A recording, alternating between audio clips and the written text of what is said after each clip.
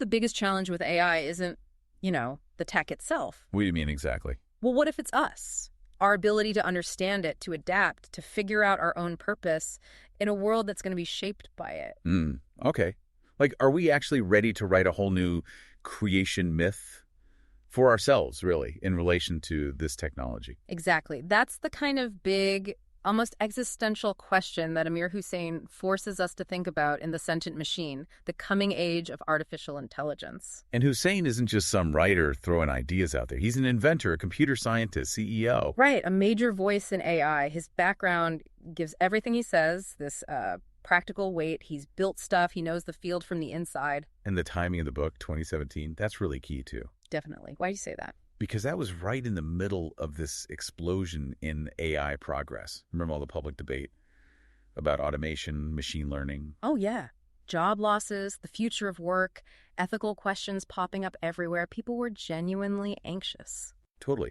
And Husain wasn't writing for academics. He wrote this book for you listening. Right. For non-specialist policymakers. Anyone curious or maybe a bit worried about where AI was heading? He aimed to demystify it, didn't he? Take the complex stuff and make it understandable for a wider audience. Maybe even calm some nerves. That's it. He wanted to ease minds, not just explain circuits. Which brings us to what we're doing here in this deep dive. We want to unpack how Husain uses his rhetoric, his way of arguing. It's just pretty powerful. Very. How he tries not just to inform you, but to actually persuade you to maybe embrace AI and definitely to get you thinking philosophically about our human purpose. Moving beyond just fear towards seeing the possibilities. Exactly. And just so you know, you are experiencing a unique two-host AI conversation powered by Google's NotebookLM, designed for deeper, more dynamic book analysis. So it's AI helping us analyze a book about AI. Meta. Yeah. Okay, so let's dig into Husain's core purpose. It's not just, here are the facts about AI. No, definitely not. He really wants to shift your perspective as a reader, move you from being maybe apprehensive to being proactively engaged. So not just accepting AI, but seeing it as part of our future. And engaging with the big questions. Yeah. What does it mean to be human now? Yeah. He pushes hard on that and insists we tackle the ethical side head on, not hide from it. Which connects to what he sees as the urgent problem, the exigence, right? Yeah, exactly. He frames it as humanity's failure, really. Our collective inability to get ready for and wisely guide what he terms sentient machines. He warns against just pushing back against AI reactively. Yeah, he says that's not just unhelpful, it could be dangerous. Yeah. We need that proactive engagement, ethically and practically. He seems to walk a line between being optimistic about AI's potential and reassuring people about those very real anxieties that were swirling around back in 2017. Job fears, cultural shifts. Right. The techno-skeptics were loud then, too. He addresses things like automation fears directly. He acknowledges the concern, but then pivots. Yeah. He suggests AI could actually free us up for new kinds of work, things requiring creativity, strategy, stuff machines maybe can't do, elevating human roles. Okay, so to get people on board with that vision, he needs trust. How does he build that, his ethos? Well, his own deep technical background is huge. He uses concrete examples from actual AI research from industry. So it's grounded, not just abstract ideas. Exactly. And then he layers on top of that references to, like, historical giants, Turing, the father of computing. Or even Descartes, tackling consciousness itself. Right. It shows he's not just a tech guy. He's thinking broadly, historically, philosophically. It makes you think, okay, this person has really considered this from multiple angles. You feel you can trust his perspective. And then there's the emotional appeal, the pathos. How does he handle that? Because AI brings up a lot of feelings. Oh, he's very clever here. He doesn't dismiss your fears. He actually names them job loss, privacy worries, even those sci-fi existential threats. He validates them, says, I hear you. Precisely.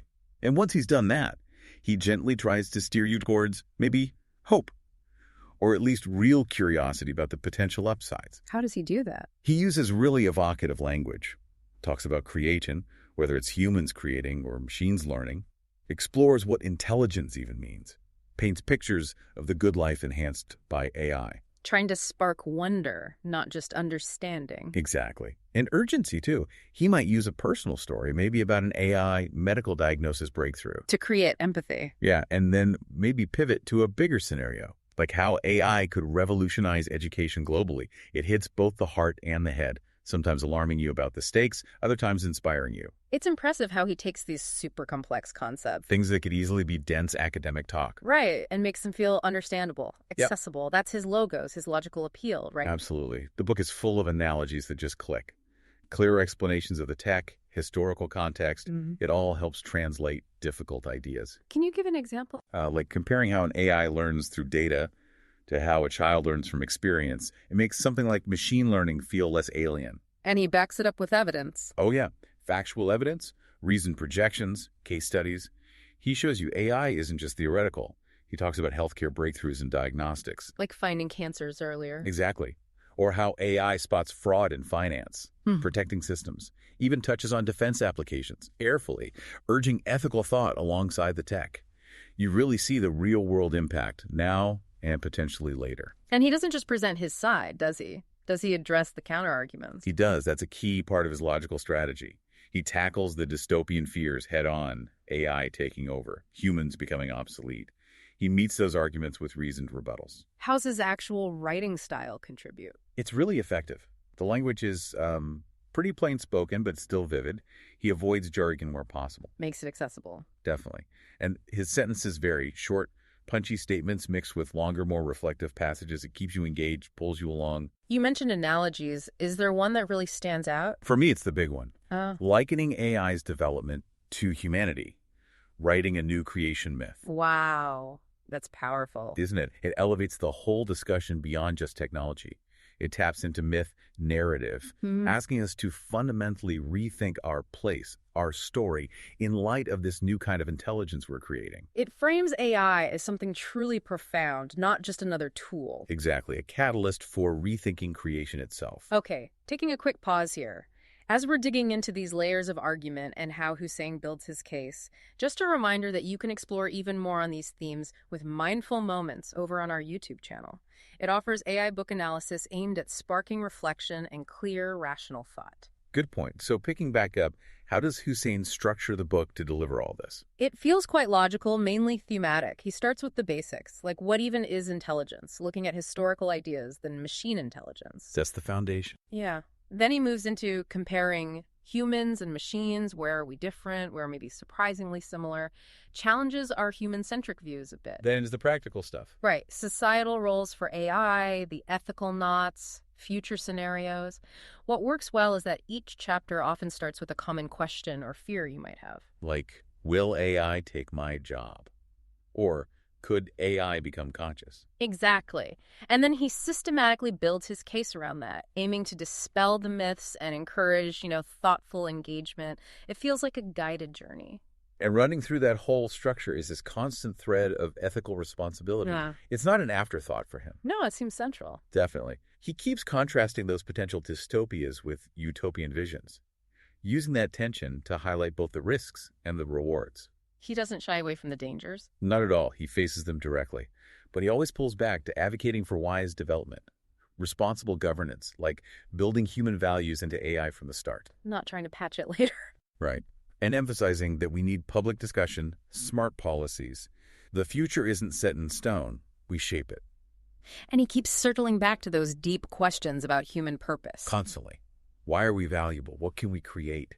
It feels like he's having a dialogue directly with your anxieties, acknowledging them, then guiding you towards a more empowered outlook. So overall, how effective is he? Does he pull it off? I'd say largely yes. Yeah. He really succeeds in demystifying AI, making it less scary and more, comprehensible. And sparking curiosity, encouraging that nuanced thinking. Absolutely. He pushes for that ethical engagement. And what's impressive is he makes it accessible without dumbing it down. It's a hard balance to strike. It really is. The language, the examples, they feel right for a smart general reader. Technical bits are explained clearly. Jargon is minimal or defined right away. That's rare in this field. And the analysis goes beyond just summarizing the tech. Oh, much deeper. It's focused on how these ideas land. The power of analogy, the accessible language, the philosophical depth we talked about. He anticipates the reader's doubts. Yes, that's key. He knows you might be skeptical or scared, so he addresses that proactively.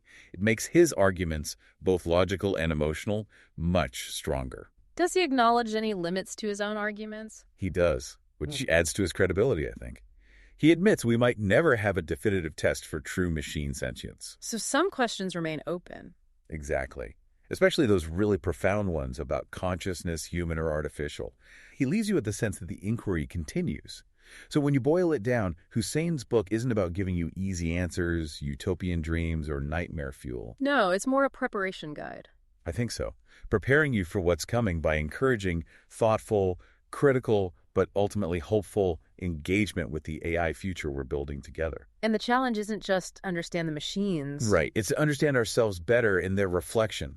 What does it truly mean to be human when intelligence itself seems to be expanding? For an even deeper dive into this book's incredible insights and really other thought-provoking analyses like this one, make sure you check out Mindful Moments and our podcasts. We aim to provide AI book analysis that inspires reflection and clear, rational thought. And if you want the detailed summary of the Sentient Machine, just click the link you see on screen. Please do subscribe if you found this useful. Share this deep dive with others who are thinking about AI's future. Consider grabbing a copy of the book through the link provided, too. It's definitely worth the read. And most importantly, keep thinking critically. Keep engaging with these questions about our technological future. It affects all of us.